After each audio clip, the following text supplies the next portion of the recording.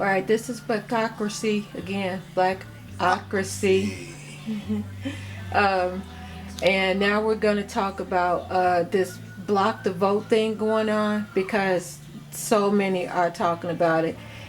I didn't get it myself either. Last year, this came up on Progressive Talk and other things when they first started. I had to have it explained, and I am black.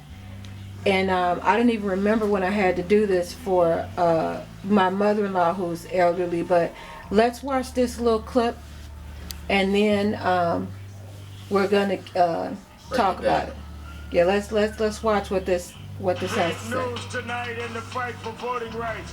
The Pennsylvania Supreme Court has sent that state's new voter ID laws back down to a lower court for review. The Supreme Court says the original judge must block the law if he finds that voters don't have easy access to ID cards. In other words, the state has to prove, rather than just claim, that voters can easily get the IDs they need, and they may find it very hard to do that. Just last week, one man came on this show and told me about his trouble helping his 87-year-old mother get her ID. Drove the 25 miles there and back, only to find out the DMV was in fact closed. She had to wait until Wednesday, and it was 2 hours in one line to get the forms, and then subsequently more than another 2 hours to get the photo I taken and finally get the ID. Is that easy access? What would have happened to that woman if her son wasn't there to help? And of course, there's Viviette Applewhite. She's the 93-year-old who finally got her ID last month after a ton of media attention. She told me months ago that this new law was there for one reason and one reason only. I think that the reason that they want this ID and everything is because there's so many of the black people that doesn't have ID. And I think it is because they don't want Obama in there. So I think they're trying to do something to keep the black people from having the right to vote.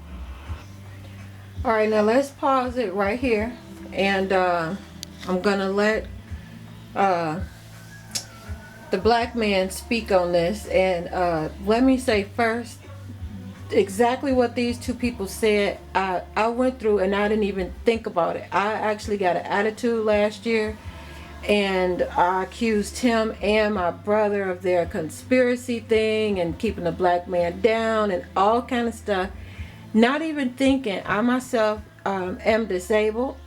If my husband did not take me to get an ID, which took a year and a half before I was able to travel I think it's 25-30 minutes to our closest, what is it called, DMV, Secretary of State office. I couldn't even make it. And just like this woman, I had to wait on the form. I couldn't sit. I couldn't stand. It was just the most awful thing. And it took that long for me to get just an ID. So, and then when his mom needed her birth certificate for the first time ever in her life leaving the country, I had to do that for her. I had to use the internet. I had to make 1,000 phone calls. She's over 75 years old. She was born in Alabama, and she wasn't born in a hospital, from what I recall. She was just lucky that they had some sort of record, and when the place was destroyed, burned, whatever happened, they sent it to I don't even remember now. I talked to a billion people. It took a long time, and I had to pay a lot of money. And if it was, nobody else could do that. That was that long ago, and I was the only person who at that time had internet and could investigate it like that. But so anyway, those are my two examples. I've even talked to a couple of friends on Facebook about it who also did not understand. And if this is not like just me and these people you see, there are tons of people that are poor and unable to get anywhere. Like I said, if it wasn't for that lady's son, she couldn't have got there. I have nobody. I don't even know my neighbors because I live in my house. I would have no way there. And again, I couldn't even travel. Right now, I'm unable to travel. So it'd be different if it was given time, a way to do it. Like even online, you could do a lot of things, but this is just impossible. So tell me, Black man, what are your thoughts on this? Well, you gotta look at it like this. Well, if you break it down like this, they did a study on how many illegal voters it was. They just did a study, just came out, and it was one voter in Florida that they found that was illegal. He was from Canada, and his ID was saying he was trying to buy a gun and he was trying to vote. And that's over like 6 million people.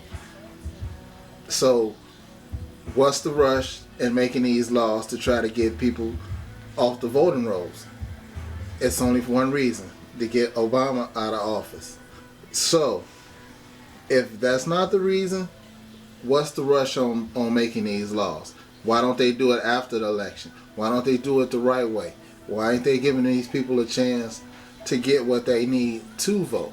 It's just to get people off the voting rolls. Don't think they ain't did studies in trying to find which states they need to get the people off the rolls so Mitt Romney can win. It's just like back in 2000 when they did with Al Gore. They know they set up the Supreme Court in a certain way. You don't believe her? Maybe you believe the Republican House Majority Leader. Oh, now let's see what even he has voter to say. ID, which is going to allow Governor Romney to win the state of Pennsylvania. Done. Whatever Bang. it calls. There you go. Yeah, there you go, right there. Do I have to say anything else on this issue? It's right there. You see it right there. So you make your mind up. The tape don't lie. That's all I gotta say. The tape don't lie. All right, Black man, we really appreciate that. Thank you, guys. We'll have more soon. Peace out.